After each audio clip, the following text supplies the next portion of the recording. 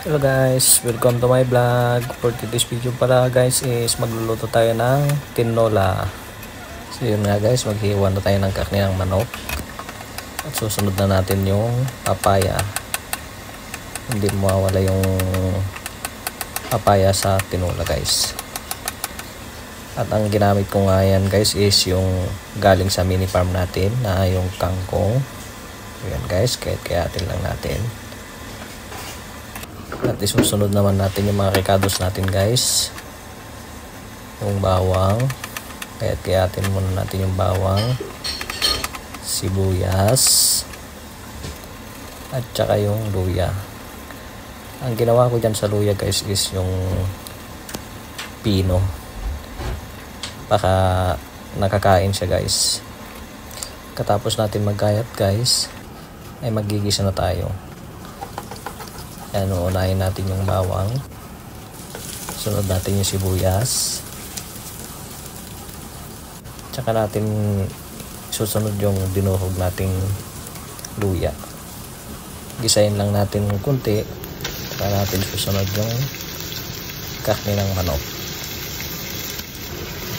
Ayan. Halo-haloan lang natin kunti guys hanggang sa may gisa natin. Saka natin titimplan ng paminta,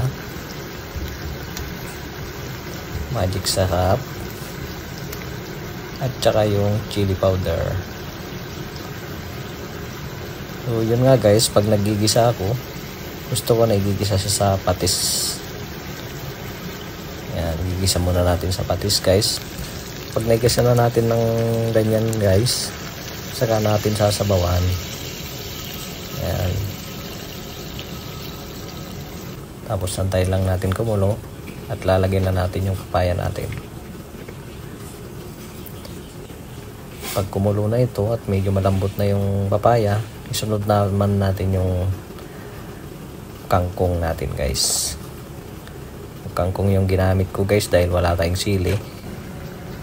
Yun nga guys, luto na siya guys. Kaya hahanguin na natin guys. Lalagay natin sa bowl natin. Yan, sakap guys.